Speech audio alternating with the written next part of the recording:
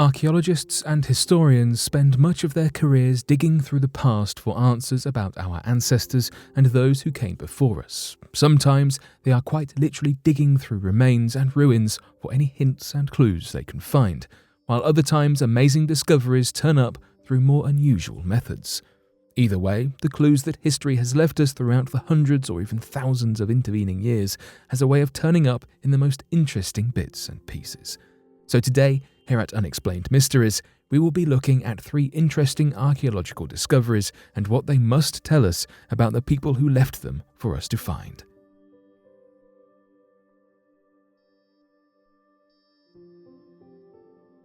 Lost Renaissance masterpiece, discovered hanging above woman's hot plate, sells for $26.8 million. Sometimes things that are lost are hiding in the most unlikely of places, and occasionally they are even hiding in plain sight. This was the case with the recently discovered Renaissance artwork that had been considered lost to history. Philomene Wolff, a Parisian auctioneer, was tasked with evaluating the contents of a 90-year-old Frenchwoman's apartment in Compiègne, and was immediately drawn to a small, old-looking piece of artwork that was hanging over her hot plate in the kitchen.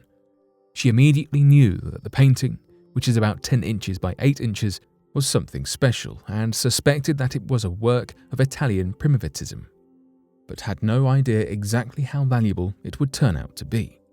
Wolff took the painting to Eric Turquin, an art historian with a track record of identifying difficult or long-lost works.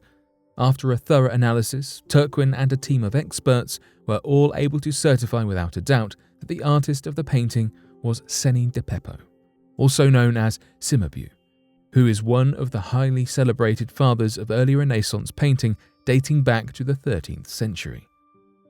Cimabue's paintings are incredibly rare, despite being considered a master of medieval painting, and historians only know of 11 of his paintings that currently exist, making this find even more impressive. Art historians were able to identify the painting as Christ Mocked, a part of a diptych of 8 scenes depicting the Passion and Crucifixion of Christ, likely as part of an altar scene that was separated and sold in the 18th century. Although prior to the discovery of Christ Mocked, there were only 2 known panels from the diptych in existence, called the Virgin and Child with 2 Angels, and the Flagellation of Christ. This new discovery was able to be identified as a member of the set by looking at the wood grain that was consistent throughout all 3 pieces. Jerome Moncuquil, a part of the team that made the exciting identification, said that they were able to positively determine that the painting was not a clever copy by comparing the wood grain between the sets. They are all made with the same technique on the same wood panel, so you can follow the grain of the wood through the different scenes, he reported. We also used infrared light to be sure the painting was done by the same hand. You can even see the corrections he made. Although there are only 11 known works by Cimabue in existence, historians speculate that the altarpiece that Christ Mocked was originally a part of contained 8 panels, meaning that there could be 5 additional panel pieces left for discovery.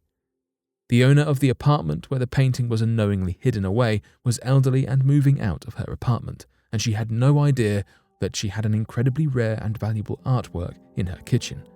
She told reporters that she had thought it was a Greek icon painting and that it had been in her family for as long as she could remember. Despite having been hung over a hot plate used to cook food for all those years, experts reported that the painting is still in excellent condition, apart from minor accumulation of dust.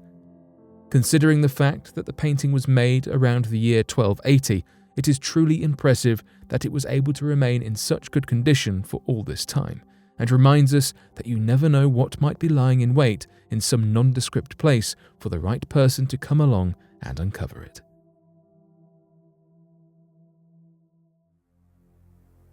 A vampire's remains were found 30 years ago.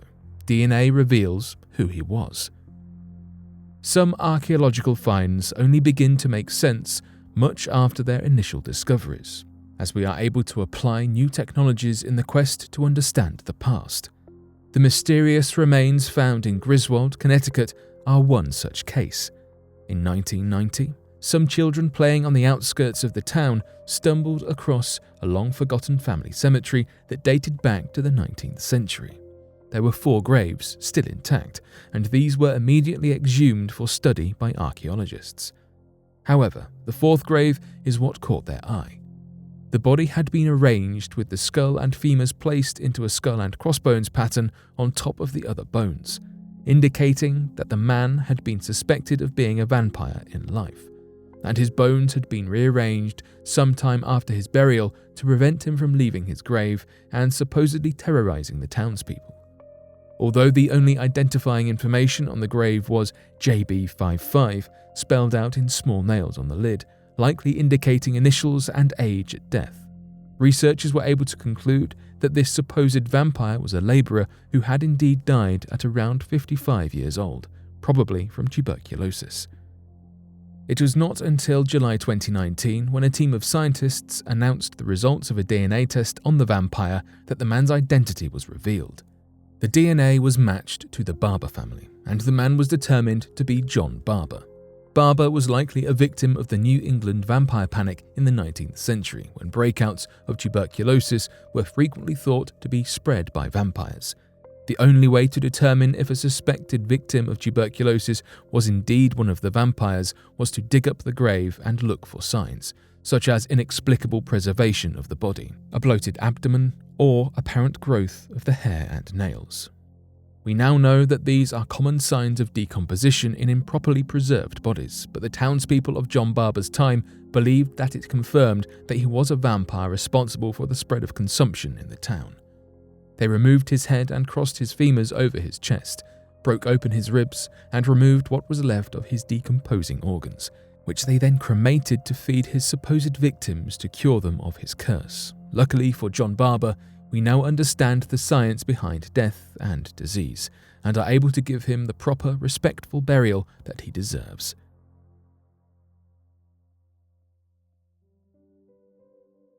Oldest DNA from Africa offers clues to mysterious ancient culture. Some things that can leave clues to the past are much smaller than artifacts. In fact, one of the most informative relics is DNA. And as one of the oldest cemeteries in the world, having existed for 15,000 years, the Gros de Pigeon cemetery in Morocco stands to hold quite a bit of information about the past in the form of these microscopic double helixes. Inside these caves, mysterious civilizations buried their dead sitting up, adorned with animal horns and homemade beads. Before DNA testing was an option, scientists based their assumptions about the origins of that culture on the sophisticated weapons and arrowheads that were also found in the caves, leading them to believe that the people who lived there might have been part of a surprisingly advanced set of Europeans that migrated to North Africa, much earlier than this exposure had previously been thought to have happened, because some European Stone Age cultures had developed similar weapons during this same time frame. Although of mysterious origin, there was no doubt that this Stone Age civilization was highly advanced and had developed microlith blades that were more deadly and efficient than the primitive stones that other nearby people were using. For lack of more information, historians and archaeologists called these people the Ibero-Maurusians, hypothesizing that they must have been related to the people on the Iberian Peninsula, and that these people had migrated across North Africa and spread across the areas of Morocco, Algeria, and Tunisia, and the Mediterranean Sea. However, recently, scientists were able to gather samples of DNA from some samples of inner ear bones that were recovered and sequence the ancestry of the people buried there, and what they found surprised them. The DNA results were published in a report that revealed that the people of the Gros de Pigeon had no genetic link to southern Europe, and were instead closely linked to the Natufian culture that would later appear in the Middle East. The Natufians and the Ibero-Maurusians likely shared common ancestors through migration from North Africa and the Middle East, with about 1/3 of their DNA matching those of sub-Saharan Africans, meaning that the mysterious and advanced cave people of Morocco had indeed highly likely developed these technologies without influence from the rest of the world. This discovery has allowed historians and archaeologists to better understand the migration of peoples and cultures within Africa. Before the Ibero-Maurusian DNA was sequenced, There had been no viable DNA uncovered from before the introduction of agriculture, and we were forced to simply make our best guesses about how people mixed and travelled.